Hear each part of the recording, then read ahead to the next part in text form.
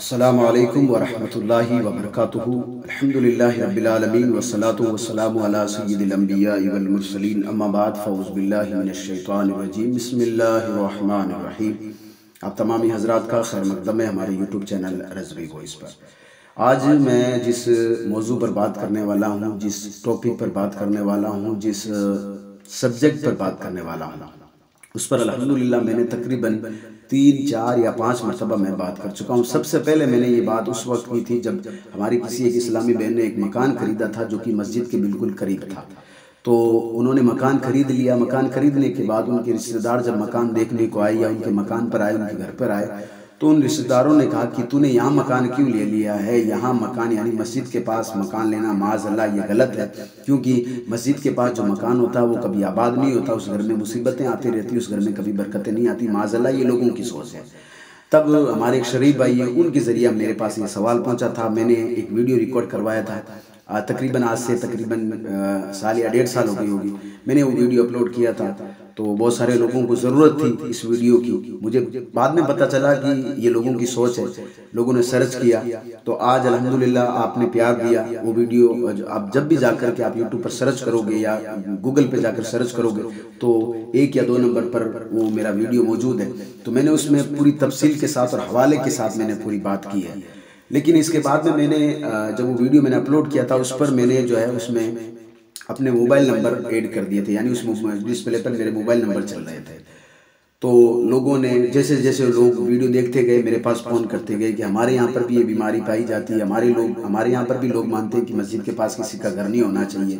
किसी ने कहा कि हमारे यहाँ पर ये माना जाता है कि जो घर मस्जिद के पास होता है वो कभी आबाद नहीं होता है, यानी वीरान ही रहता है। किसी ने कहा कि जो घर मस्जिद के पास होता है उसमें बरकतें नहीं होती है। किसी ने कहा कि जो घर मस्जिद के पास होता है उसमें हमेशा जो है मतलब बीमारियां पैदा होती है। ये सारी घर वाले सारे बीमार रहते हैं। अलग अलग जगह से फ़ोन आते गए, हम उनको कभी फ़ोन से समझाया, हमने कभी उनको मैसेज से समझाया, व्हाट्सएप से समझाया, और कुछ लोगों ने जो है मतलब बड़े अदब से कहा कि आप जो है हमारे सवाल का आप जो एक वीडियो यूट्यूब बना दें, चैनल बना दें, माफ़ कीजिएगा मतलब जो है अपने चैनल पर एक वीडियो बनाकर अपलोड कर दें ताकि हम अपने मोहल्ले वालों में ये बात रख सकें। मैंने पूरे हवाले के साथ में उन सारी वीडियो में मैंने बात की थी। तो मेरा यही वीडियो देख करके एक बरेली शरीफ के पास में एक गाँव से कल मेरे पास एक हाशिम रज़ा नाम करके कल एक किसी हमारे एक इस्लामी भाई ने फ़ोन किया था। उस वक्त मैं बिज़ी था, कहीं बाहर था मैं मस्जिद के काम से, तो मेरे पास फ़ोन आया था। मैं लंबी ज़्यादा बात तो उनसे नहीं कर सका। उन्होंने मुझे कहा था कि मैंने एक मकान ख़रीदा है अभी जस्ट मस्जिद के पास, 2 माला मकान है मेरा। मैंने ख़रीद तो लिया, लेकिन अब लोग जो है मतलब मुझे बातें जो सुना रहे हैं वो मुझे थोड़ी सी ऐसी लग रही है कि ये बातें नहीं होनी चाहिए। मैंने कहा ऐसी कौन सी बातें हुई हैं? तब उन्होंने कहा कि लोग कह रहे हैं कि मस्जिद के पास मकान नहीं होना चाहिए। वही बातें जो अभी मैंने थोड़ी देर पहले दोहराई, कहा कि इसमें जो है कभी बरकतें नहीं होती हैं, मुसीबतें आती रहती है। हाँ, उन्होंने एक बात ऐड करके मुझे कही थी कि लोग कहते हैं कि आज तक हमने देखा है कि जो मस्जिद के आसपास जितने भी लोग रह रहे हैं ना, उनमें से 80% लोग जो है कामयाब नहीं हो पाते हैं, यानी उनके घर में मुसीबतें आती है। 80% लोग जो होते हैं। तो भाई मैंने जब ये बात, क्योंकि उस वक्त मैं बाहर था, मैं उस वक्त बात नहीं कर सकता, मार्केट में था मैं उस वक्त, तो मैंने कहा कि ठीक है इंशाल्लाह तबारक व तआला मैं शाम को इस पर इंशाल्लाह आज बात करूंगा मैं। तो मैं उन्हीं के लिए हाजिर हुआ हूँ, हाशिम साहब के लिए वीडियो का जवाब देने के लिए, या उन लोगों को जवाब देने के लिए जिन्होंने हाशिम साहब को ये बात कही है कि आपने ये मकान क्यों लिया है। तो हाशिम साहब ये वीडियो आप उनको ज़रूर दिखा दें और मैं पूरे हवाले के साथ बात करूंगा। तो सबसे पहले तो मैं आपको मुबारकबाद देता हूं कि आपने एक नया मकान ख़रीदा है, मुबारक हो आपको। और बिल्कुल आप घबराएं नहीं, ये जितने भी लोग बातें कर रहे हैं सारी की सारी बातें गलत हैं, ठीक है। तो सबसे पहले तो वो लोग जो कि मस्जिद के बारे में ऐसी बातें करते हैं, मैं उनके लिए बात बता देता हूँ। देखिए, मस्जिद अल्लाह तबारक व तआला का घर है, ये सही मुस्लिम पाक में हदीस पाक है, अल्लाह के नबी सल्लल्लाहु अलैहि वसल्लम ने फरमाया है। और आप गौर कर लें, अगर आपका ईमान अगर सलामत है तो जो अल्लाह तबारक व तआला के घर के पास अगर किसी का घर हो तो फिर आप मुझे बताइए उसमें परेशानी कैसे आ सकती है। एक दूसरी तिरमिज़ी पाक में हदीस पाक आपको मिलेगी, अल्लाह के रसूल सल्लल्लाहु ताला अलैहि वसल्लम ने इरशाद फरमाया, जितनी भी मस्जिदें हैं ना, ये जिन मस्जिदों के बारे में आप बातें कर रहे हो कि इसके पास घर नहीं होना चाहिए, अल्लाह के रसूल सल्लल्लाहु ताला अलैहि वसल्लम फरमाते हैं ये मस्जिद जन्नत के बाग में से एक बाग है। अब दुनिया में बंदा, जितने भी मुसलमान हैं, मैं उनसे बात इस वक्त कर रहा हूँ, जिन्होंने मशवरा दिया वो भी मुसलमान होंगे, तो मैं उनसे बात कर रहा हूँ। आप मुसलमान हैं, आप ज़िंदगी नमाज क्यों पढ़ते हैं? आप ज़कात क्यों देते हैं? आप सदका क्यों देते हैं? आप गरीबों की मदद क्यों करते हैं? आप अल्लाह तबारक व तआला की ज़ात से क्यों डरते हैं? हालांकि आप डरते नहीं, लेकिन मैं फिर भी आपसे बात कर रहा हूँ। अगर आप डरते तो ऐसी बातें नहीं करते। आप क्यों डरते हैं? क्योंकि आपको पता है क़यामत के दिन आपको दो रास्ते मिलेंगे, एक तो जहन्नम का रास्ता मिलेगा, एक जन्नत का रास्ता मिलेगा। और हर एक बंदा चाहता है कि अल्लाह तबारक व तआला क़यामत के दिन मुझे बख्श दे और जन्नत का परवाना दे दे, यही चाहता है ना। तो अल्लाह के रसूल फरमाते हैं उसी जन्नत का बाग ये मस्जिदें हैं, जिसके बारे में जिनको तुम मनहूस समझ रहे हो। भाई अगर कोई बंदा ये कहे कि मस्जिद के पास किसी का घर नहीं होना चाहिए, अगर हो तो उसमें मुसीबतें आती हैं, इसका मतलब वो मस्जिद को मनहूस मान रहा है, मस्जिद को वो मनहूस मान रहा है। आप उसी जन्नत के बाग को अगर मनहूस मान रहे हैं तो आपको क़यामत के दिन वो जन्नत का बाग कैसे दे दिया जाएगा? आप मुझे पहले ये बताइए, फैसला खुद कीजिए, अगर आपके अंदर ईमान अगर मौजूद है तो हैं। अब आइए मैं आपको सही मुस्लिम की हदीस पाक आपको बताता हूँ। हज़रत अबू हुरैरा रज़ियल्लाहु ताला अन्हु इस हदीस के रावी है, वो बयान करते हैं कि अल्लाह तबारक व तआला के महबूब सल्लल्लाहु ताला अलैहि वसल्लम ने इरशाद फरमाया, मस्जिदें अल्लाह तबारक व तआला को बहुत ज़्यादा महबूब है, मस्जिदें अल्लाह तबारक व तआला को सबसे ज़्यादा पसंद है। और अल्लाह तबारक व तआला को दुनिया में कोई जगह अगर नापसंदीदा है तो वो बाज़ार है, इसलिए कि बाज़ार में चोरियां होती है, झूठ बोले जाते हैं, बाज़ार में जो है मतलब निगाहों की हिफाजत लोग नहीं करते, इसलिए अल्लाह तबारक व तआला बाज़ार को पसंद नहीं करता है। लेकिन अल्लाह पसंद किसको करता है? मस्जिदों को पसंद करता है। और मैं और आप ये इल्ज़ाम लगा रहे हैं कि मस्जिद के पास अगर घर हो तो उस घर में बरकतें नहीं होती है, जबकि अल्लाह तबारक व तआला तो उस मस्जिद को खुद जो है मतलब पसंद करता है। और अल्लाह तबारक व तआला जिस चीज़ को पसंद करता है उसके पास मुसीबतें कैसे आ सकती, मुझे आप ये बताइए। जबकि मुसीबतें देने वाला कौन है? अल्लाह तबारक व तआला है। मुसीबतें उठाने वाला कौन है? अल्लाह तबारक व तआला है। दूर करने वाला कौन है? अल्लाह तबारक व तआला है। तो मैं और आप जो ये बातें घड़ रहे हैं ना दुनिया में बैठ करके, इस बात का याद रखें। आप अगर इसका मतलब ये है कि आप लोगों को गुमराह कर रहे हैं, और अगर गुमराह आप कर रहे हैं तो कल क़यामत के दिन इसका हिसाब देना आपको जो है मतलब भारी पड़ेगा, ये बात याद रखें। तो इस तरीके की सुनी सुनाई बातों पर अमल ना करें, बड़ी मेहरबानी होगी। आइए मैं दूसरी हदीस पाक जो कि सही मुस्लिम और सही बुखारी दोनों में हदीस पाक मौजूद है। सैयदना उस्मान गनी रज़ियल्लाहु ताला अन्हु इसके रावी है, वो फरमाते हैं कि नबी करीम सल्लल्लाहु ताला अलैहि वसल्लम ने इरशाद फरमाया। कौन? हज़रत सैयदना उस्मान गनी रज़ियल्लाहु ताला अन्हु इस हदीस के रावी है। वो रिवायत करते हैं कि नबी करीम सल्लल्लाहु ताला अलैहि वसल्लम ने इरशाद फरमाया कि जो कोई बंदा अल्लाह की रज़ा के लिए मस्जिद बनाता है, अल्लाह की रज़ा के लिए मस्जिद की तामीर करवाता है, अल्लाह तबारक व तआला उस बंदे के लिए जन्नत में एक मकान बनाता है। यानी कि मस्जिद बनाना अल्लाह तबारक व तआला को पसंद है। जब अल्लाह तबारक व तआला को मस्जिद बनाना पसंद है तो क्या उस मस्जिद के पास जो घर होगा उसमें जो है मतलब मुसीबतें आ सकती है?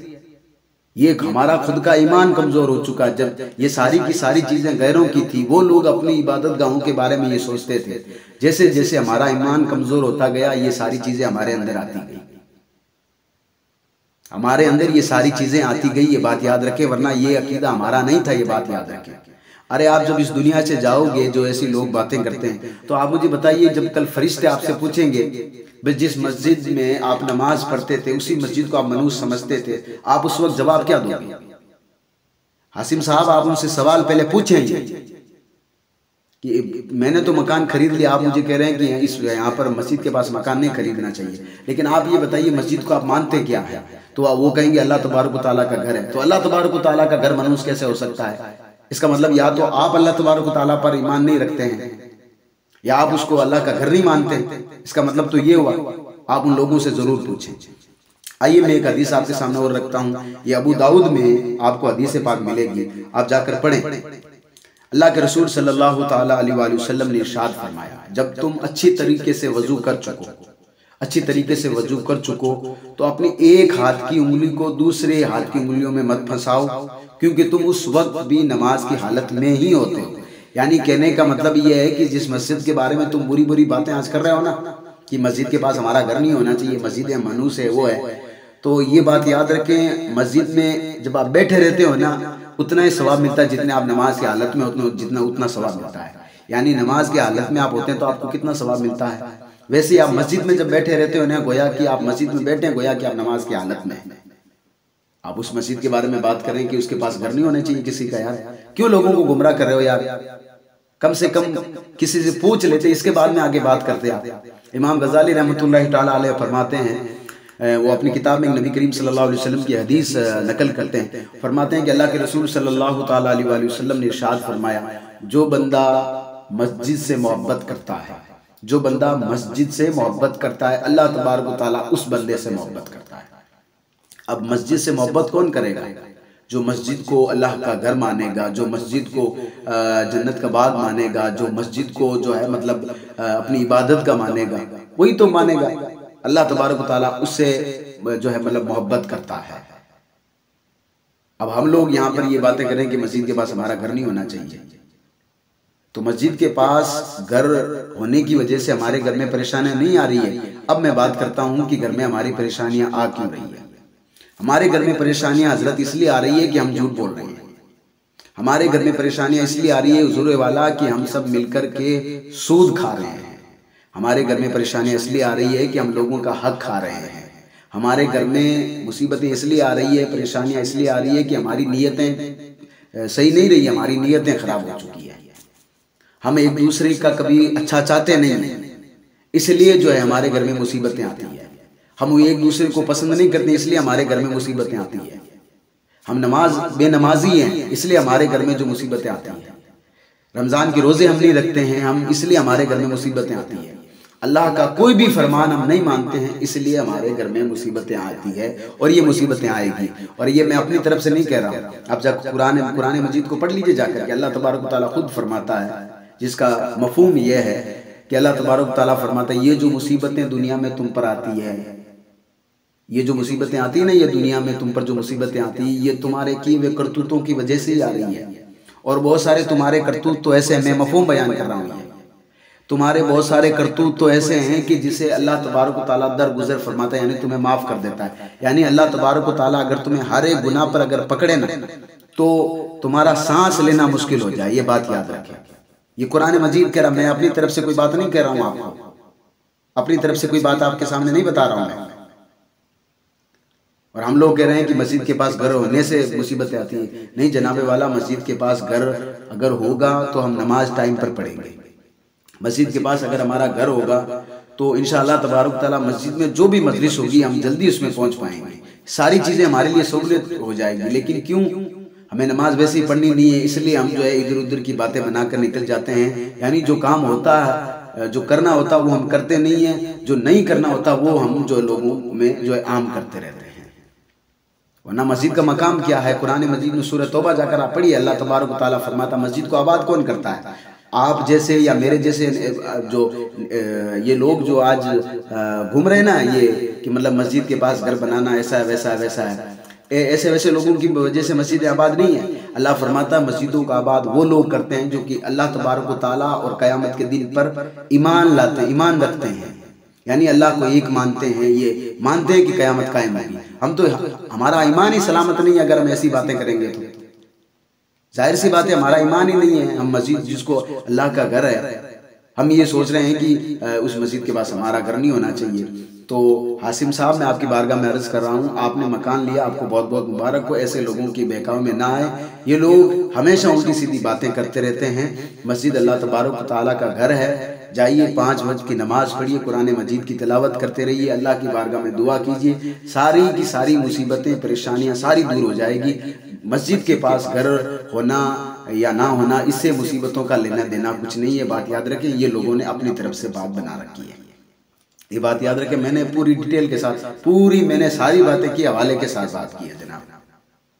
और मैंने सबसे पहला जो वीडियो बनाया उसको एक बार जाकर देख ले, वो मैंने जो 1 साल या 1.5 साल पहले मैंने बनाया था, उसी से शायद कि इन्होंने वहीं से मेरे नंबर लेकर मेरे पास फ़ोन किया होगा। तो ये जो लोग बातें करते हैं उनको करने दें और उनको समझाएं अच्छी तरीके से। हालांकि ये समझने वाले लोग नहीं है, क्योंकि इनका ईमान ही सलामत नहीं, तो कहाँ से समझेंगे ये लोग। लेकिन फिर भी मैं एक बात आप तमाम लोगों तक पहुँचाना चाहता हूँ, अगर आपका ईमान है तो, ईमान अगर वाले होते तो ऐसी बात नहीं करते, क्योंकि इस्लाम तो नसीहत को मानता भी नहीं है। खासकर आप मस्जिद को मनहूस मान रहे हैं, यार आपको शर्म आनी चाहिए कम से कम। तो मस्जिद के पास घर होना, ये तो एक यूँ समझिए कि हमें फ़ख्र होना चाहिए कि